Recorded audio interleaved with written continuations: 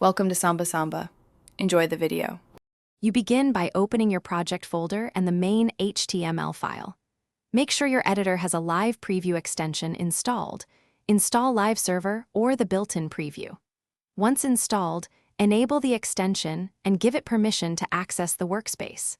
You'll start the live preview from the editor command or status bar. Click the Live Server icon or run the preview command. This launches a browser tab linked to your file, so changes render immediately as you edit.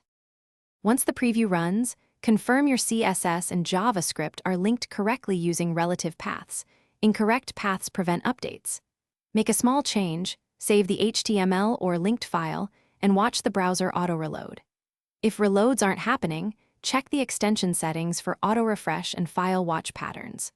Also open Developer Tools to see console errors and Network 304/200 statuses. This shows whether assets are served.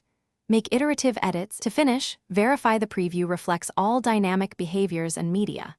If content appears stale, disable caching in DevTools or perform a hard reload. Make sure source maps are enabled for easier debugging. When ports conflict, change the live server port in Settings or close conflicting apps. If the preview disconnects, restart the extension or the editor. Persistent issues may require clearing the workspace cache. One key tip: check the browser console for CORS or path errors. Fixing those usually restores the live preview.